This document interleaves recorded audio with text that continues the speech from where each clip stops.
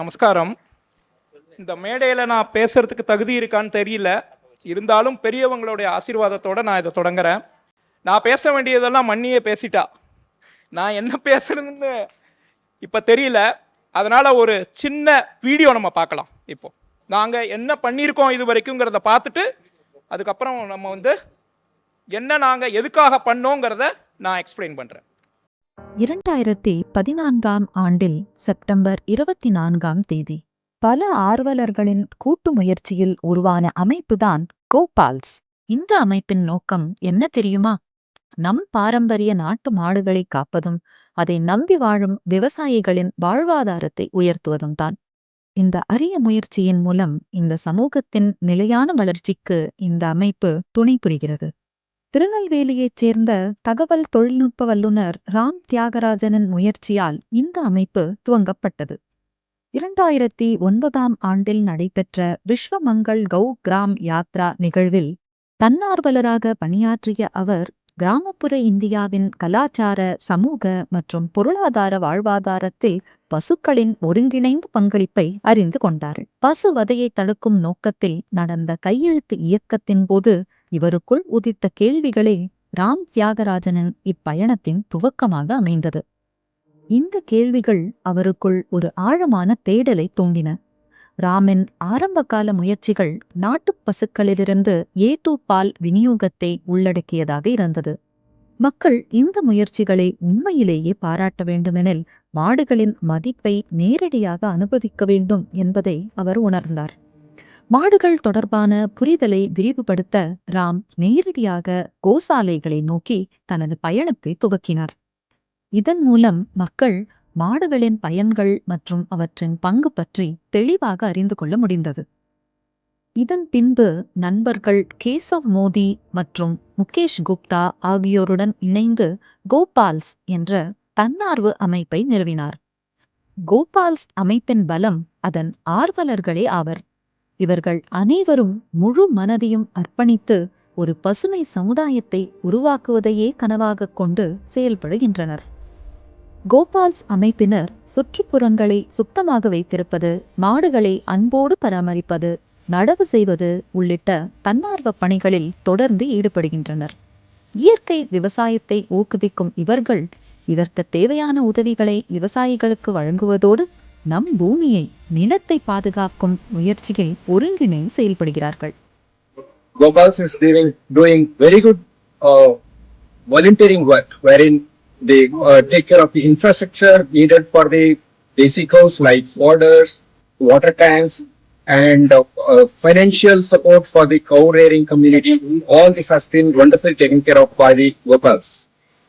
நாட்டு மாடுகளுக்கு தேவையான தண்ணீர் தொட்டிகள் அமைத்து தருவது மற்றும் பசு வளர்ப்பிற்கான நிதி உதவி போன்றவைகளை இவர்கள் மேற்கொள்கின்றனர்.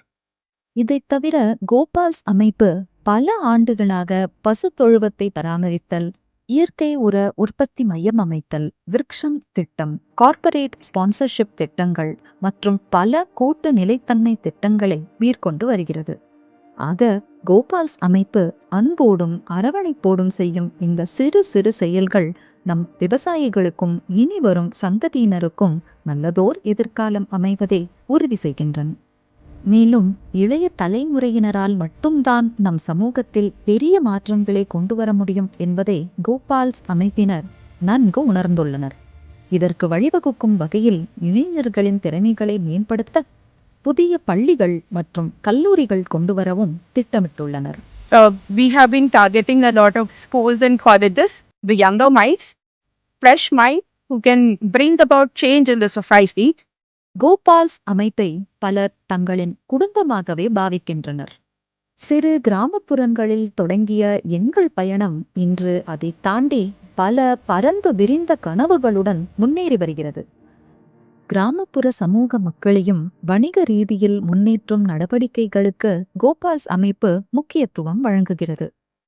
இதன் ஒரு முயற்சியாக கார்ப்பரேட் அவுட்ரீச் திட்டத்தின் மூலம் வணிக உலகின் நிலையான வளர்ச்சிக்கு தேவையான நடைமுறைகளை முன்னிறுத்த உள்ளோம். Employees can go to trekking spots, and in the process we try to spread awareness of native Indian cows. So it would be a great idea to partner with Team Gopals. Gopal's அமைப்பின் தொலைநோக்கு சிந்தனை என்னவென்றால் இந்த திட்டங்களை குறைந்தது 100 கிராமங்களிலாவது அமல்படுத்த வேண்டும் என்பதே ஆகும். மேலும் இத்திட்டங்கள் மக்களுக்காக, மக்களால், மக்களுடையதாக இருக்க வேண்டும் என்பதில் கோபால்ஸ் அமைப்பு உறுதியாக உள்ளது. The next 10 years, we hope to reach the general masses, the general public, and then explain all the benefits of native cows. Coming January, Team Gopals plans to have a walkathon called Walk to Heal. So we are aiming thousands of participants in and around Bangalore to join this event and be part of awareness and applications of native cows. Gopal's அமைப்பின் இந்த பயணத்தில் இப்போது நீங்களும் இணைந்து கொள்ளலாம். நீங்கள் சமுதாயத்தில் மாற்றம் கொண்டு வர விரும்பும் தனிநபராக இருந்தாலும் சரி, அல்லது நிலையான வளர்ச்சியை நோக்கமாக கொண்டு இயங்கும் ஒரு நிறுவனமாக இருந்தாலும் சரி, கோபால்ஸ் குடும்பத்துடன் சேர்ந்து சேவை செய்ய உங்களை அன்புடன் அழைக்கிறோம். So Gopal's mission is to spread awareness and application of native cows, which are nothing but essential for sustainable living for the society. ஒன்றாக இணைவோம், மாற்றத்தை உருவாக்குவோம். கோபால்ஸ், நாட்டு பசுக்களின் நண்பர்கள். ஸோ இப்போ நீங்கள் வந்து நாங்கள் என்ன லாஸ்ட் 10 இயர்ஸாக பண்ணிட்டு இருக்கோங்கிறத பார்த்தீங்க. எதுக்காக பண்ணோங்கிறத வந்து நான் வந்து உங்களுக்கு ஒரு சின்ன ஸ்லைட் ஷோவில் எக்ஸ்பிளைன் பண்ணலான்னு நினைக்கிறேன். அதுக்கு முன்னாடி செப்டம்பர் 28ஆம் தேதி இதே மாதிரி நிகழ்ச்சி பெங்களூரில் நடந்தது. அதில் மன்னி ஸ்ரீமதி விஷாகா ஹரி எங்களுக்கு வந்து சீஃப் கெஸ்ட்டாக வந்து நிகழ்ச்சியை நடத்தி தந்தாங்க. அப்போ வந்து இதே மாதிரி சென்னையிலையும் பண்ணணும் அப்படிங்கிறத வந்து தெரிவிச்சிருந்தாங்க. இதே சென்னை 15 வருடங்களுக்கு முன்னாடி நான் வந்து எல்லா இடத்துலையும் போய் ரயில்வே ஸ்டேஷன்லலாம் போய் கையெழுத்து இயக்கத்தில் வாங்கினேன். அப்போ போடா வெண்ணெய்ன்னு என்ன சொன்னது. ஸோ இதே சென்னை இப்போ வாடா வெண்ணெயை பற்றி பேசலாங்கிற மாதிரி எனக்கு ஒரு ஃபீலிங். அந்த வாய்ப்பை எனக்கு அளித்த விஷாகா ஹரி மன்னிக்கு ரொம்ப என்னுடைய மனம் திறந்த பாராட்டுக்கள். மற்றும் எங்களுடைய டீம் அத்தனை கோபால்ஸ் உறுப்பினர்களுக்கும் உங்களுக்கு கட்டாயமாக கடமைப்பட்டிருக்கோம். ஏன்னா 2 குளங்கள் வந்து இதுக்கு முன்னாடி வந்து, அதாவது குருகுலத்தை வந்து அவங்க உருவாக்கிட்டாங்க. இப்போ நான் 2 நாளாக இங்கே வந்து பார்க்குறேன். The gurukula system which was destroyed by British has been restored by Vijayasri school of music. So எங்களுடைய கான்செப்ட் என்னென்னா கோகுலத்தை உருவாக்குறதுங்கிறது தான். ஸோ அதையும் வந்து அவங்க கையாலேயே தொடங்கி வச்சுட்டாங்க. எந்த இடத்துல அழிச்சாங்களோ, இந்த year 1760 Robert Clive was the first one who started a slaughter house in India. அதுக்கு முன்னாடி ஸ்லாட்டர் ஹவுஸ்னு ஒன்றுமே கிடையாது.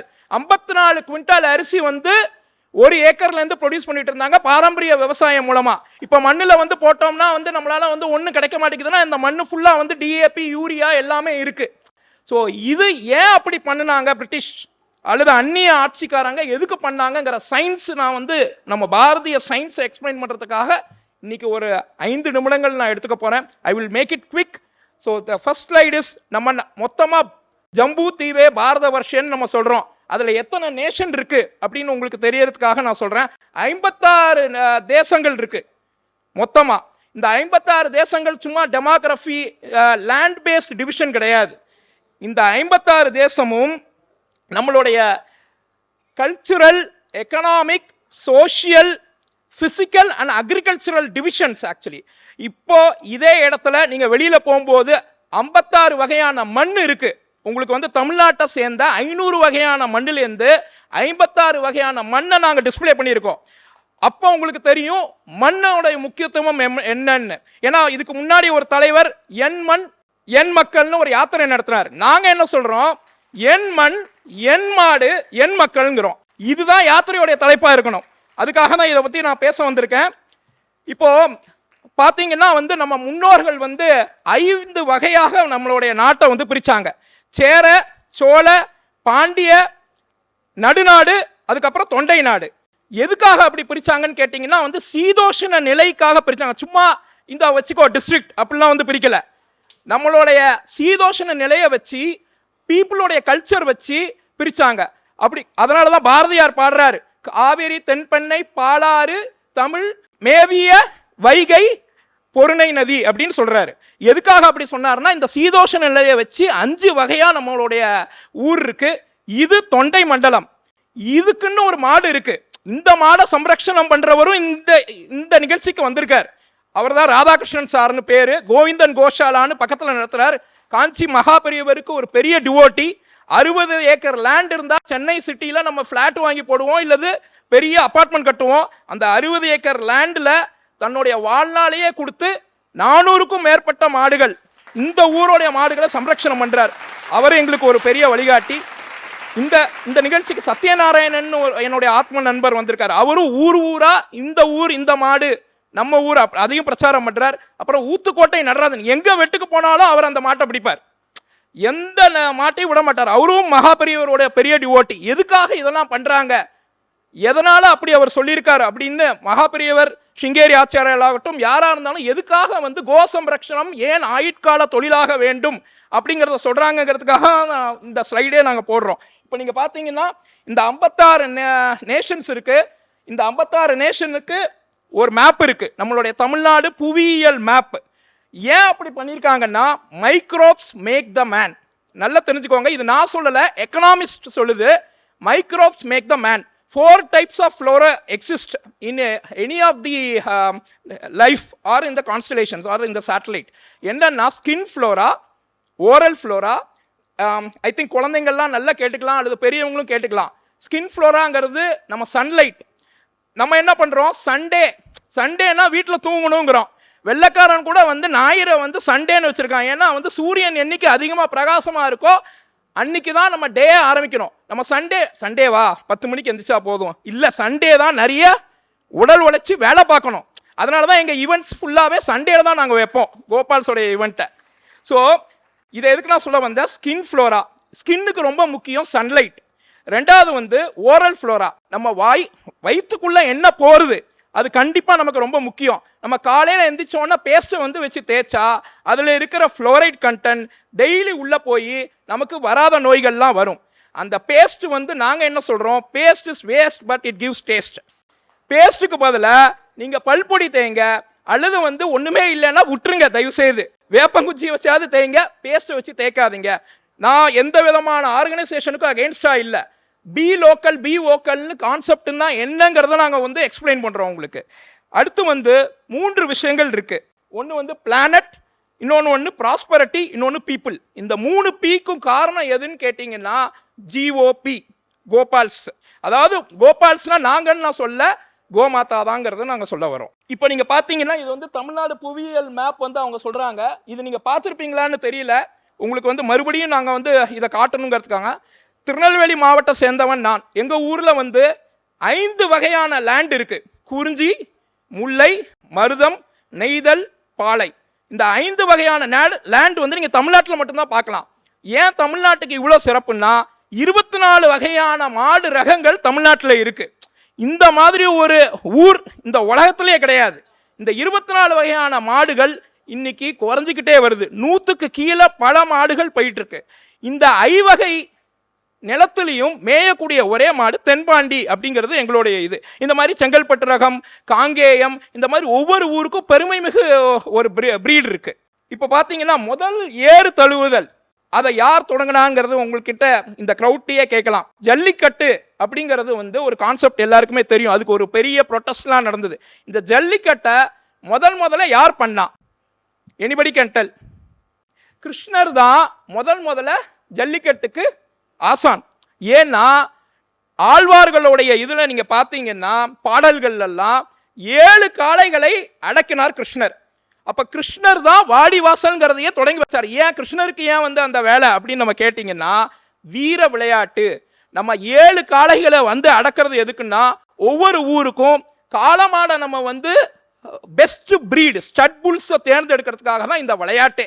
இப்போ நமக்கு என்ன ஆகுது, ஸ்டட் புல்ஸ் இல்லாதனால குவாலிட்டி ஆஃப் மில்க் கம்மியாகுது, குவாலிட்டி ஆஃப் கவுடங் கம்மியாகுது. அப்போ நம்ம யாகங்கள் யஜ்யங்கள் எல்லாம் செய்யறதெல்லாம் அதோடைய பலன் அடையிறது இல்லை. அதனால தான் நீங்கள் பார்த்தீங்கன்னா பெரியவங்க ஆசீர்வாதம் பண்ணும்போது தனம் தானியம் பசும் பகுபுத்திர லாபங்கிறோம். இந்த தனம்ங்கிறது என்னன்னா இந்த கவு தான் வெல்த்து.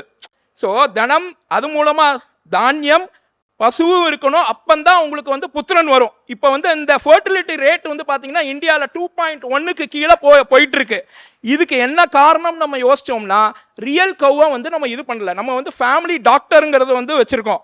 ஃபேமிலி ஃபார்மர், ஃபேமிலி கவ் அப்படிங்கிற கான்செப்டை மறுபடியும் கொண்டு வந்தாதான் நம்மளால வந்து கண்டிப்பா ஃபேமிலி டாக்டர் நம்ம வீட்டுக்கு வெளியில் போனோம். ஏன்னா இப்போ என்ன ஆயிடுச்சுன்னா வந்து நாய் வந்து வீட்டுக்குள்ள வந்துருச்சு. நம்ம ஆத்துக்குள்ள எல்லாம் வந்து நாய் வீட்டுக்குள்ள வந்ததுனால நோயும் வீட்டுக்குள்ள வந்துருச்சு. முந்தி நாய் வெளியில இருந்தது, மாடு உள்ள இருந்தது, நோய் வெளியில இருந்தது. ஸோ டிவி உள்ள வந்தது, கலை நிகழ்ச்சிகள் வெளியில போயிடுச்சு. இந்த மாதிரி கலை நிகழ்ச்சிகள்லாம் இதெல்லாம் கோயிலா நடக்கணும். அதனாலதான் கோயில் அப்படின்னு நீங்க வந்து அது கூட வச்சுக்கலாம். அதுல கூட கோ இருக்கு, கோத்திரம், கோ எல்லாமே, கோ கிருப்பா, எல்லாத்துலயுமே கோ தான் இருக்கு. எல்லாமே நம்ம கோ சொல்லிட்டோம். இப்போ வந்து வான்னு நம்ம சொல்லணும். அதுக்காக தான் வந்து இந்த நிகழ்ச்சியே. இப்போ தமிழ்நாட்டுக்கும் இதுக்கு என்ன சம்பந்தம்னு எல்லாரும் கேட்பாங்க. கிருஷ்ணர் வந்து மதுரால பிறந்தவர், மதுரையில பிறந்தவர் இல்லை அப்படின்னு. அப்பக்கு நான் வந்து ஒரு விட வச்சிருக்கேன். முருகனை பாருங்க நீங்க. பழனி முருகன் டைரக்டா, முருகன் வந்து அப்பாட்ட கோவப்பட்டு டைரக்டா திருச்செங்கோட்டில் வந்து இறங்குறாரு. அங்க அவங்க அப்பா இருக்காருன்னு பாக்குறாரு. அவங்க அப்பா இருக்காருன்னு பார்த்தோன்னே முருகன் டக்குன்னு வந்து என்ன பண்ணிட்டாரு, உடனே பழனிக்கு ஓடிட்டார். அந்த பழனியில என்ன பண்றாருன்னா காங்கேய மாடுகளை மேய்க்கிறார் முருகன். முருகனுக்கு வேலை இல்லையா காங்கேய மாடு மேய்க்கிறதுக்கு? தண்டம், அதுதான் ஆயுதம். அதாவது மாடு மேய்க்கிற அந்த கம்பு தான் அவருக்கு ஆயுதமா இருக்கு. அப்ப அந்த மாடு மேய்க்கிற கம்பை வச்சு காங்கேய மாடுகளை மேய்ச்சி நான் தாண்டா பெஸ்ட் கவ்ஹர்ட் இந்த வேர்ல்டு அப்படிங்கிறாரு முருகன். அப்ப முருகனையும் ராமரையும் கிருஷ்ணரையும் நம்ம ஃபாலோ பண்ணும்போது நம்ம அவங்க சொன்னதை எடுத்துக்கணுமா வேண்டாமா? இதுதான் எங்களுடைய கேள்வி. மாடு மேய்க்கிறவங்கெல்லாம் இப்போ பார்த்தீங்கன்னா நம்ம வந்து படிக்கலைன்னா என்ன பண்ணுறாங்க, எல்லாரும் மாடு மேய்க்க போடா அப்படிங்கிறாங்க. ஸோ அதுக்கு காரணம் என்னன்னா, the best management person is the one who manages the cow. அந்த கவ்ஹர்ட் தான் வந்து பெஸ்ட் மேனேஜ்மெண்ட் பிரின்சிபல் ஆக்சுவலி. ஒன்று. ரெண்டாவது, முட்டாளுக்கு 3 வேளை மோர் சாதம் அப்படிங்கிறாங்க. எங்கள் அம்மா அடிக்கடி எனக்கு சொல்லுவாங்க, நீ முட்டாள் பேசாமல் நீ மோர் சாதம் தான் சாப்பிடு அப்படின்னு.